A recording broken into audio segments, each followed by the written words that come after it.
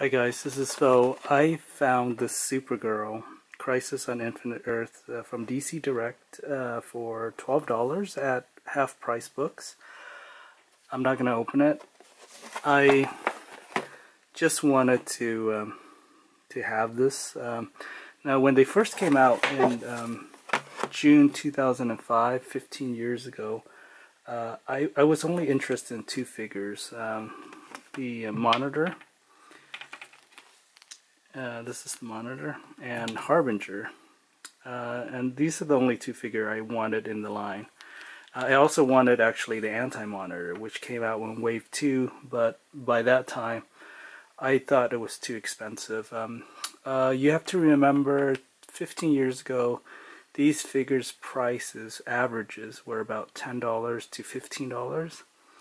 And with inflation and everything, that's actually really expensive at that time. Most action figures at that time was about $5 to $10. But yeah, so Supergirl. This is Earth 1 Supergirl. I don't know, like I'm not really interested in opening up just and play around with it, but I do like the packaging, so I want to keep it. And it comes with a Crisis on Infinite Earth stand up here. This is the stand. It has a little peg in here that you can put her on. This figure was sculpted by John G. Matthews, and it has a cover of the Crisis on Infinite Earth, the Alice Ross, George Perez cover. And here are the other figures in this wave. Psycho Pirate, Monitor, Harbinger, Supergirl, and Robin of Earth 2, I think. So yeah, not sure why. I guess for the die-hard collector, these two are like worth it. But like I said, to me, the two iconic characters from Crisis is the Monitor and Harbinger. Maybe Psycho Pirate because he played a big part in the comics, but you know, I can't see anyone. I can't see why anyone would want these two figures. Anyway, but that's just me. Like I said, in Wave 2, there was the Anti-Monitor, which I really wanted, but I can't find him anywhere. And right now, it's selling for way too much money.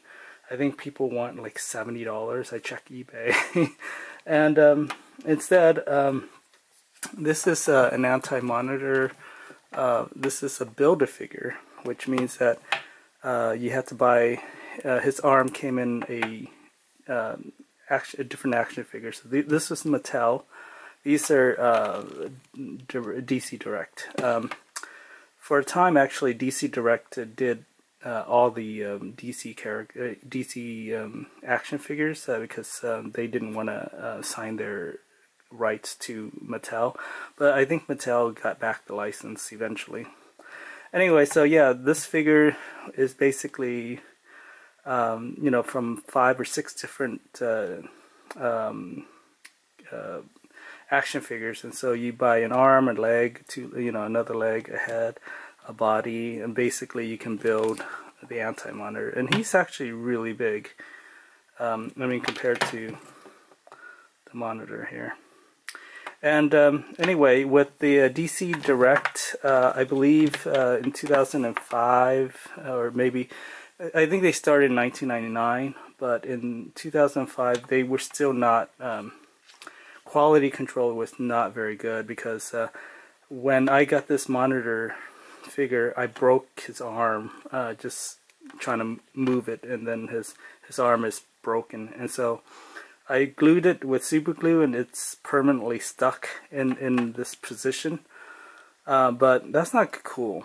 And in fact, actually, DC Direct issued a kind of like a recall in November 2005, asking for retailers if they had defective action figure that they can send back for a full refund, plus $5 in shipping. Alright, so let's take a look. The Crisis figure actually came out on the 20th anniversary of the Crisis book, and so So that's when this book came out, and so this actually tells you the first wave and the second wave. Second wave came out in September 2005, so a few months later, and it has the Anti-Monitor, Lex Luthor in this iconic suit design that actually George Perez designed. The Brainiac, but as a robot form. Flash, Barry Allen, and then Superman of, I think, Prime, Superman Prime, maybe? Earth 2 Superman, I'm sorry. So yeah, Barry Allen, Flash. I mean, I can understand why Flash can be in here because of his iconic death and everything. Brainiac, I don't know, I can live without him, or even Lex Luthor. I think the Anti-Monitor was definitely iconic in the series. There was a Wave 3. It's not listed in this book because at the time of printing for this book, there was no Wave 3 was announced but has not come out.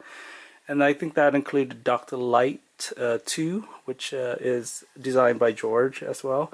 The Quad from the Thunder guys from Quad is also in there. Yeah, a few other characters. Like I said, I was never interested in any of those action figures. I mean, I would kind of like to own them just because of I love Crisis and everything, but it's just not something I'm actually very interested in trying to track down. But if I see it for like for $12, I'm definitely picking it up. And I'm sure it's actually it's actually worth a lot more. But if you can find it for like at a reasonable price, definitely pick it up. This is a 15-year-old action figure, so it's been through. This package, it was sitting in somebody's basement for like 15 years. So for $50 or $12, definitely worth it.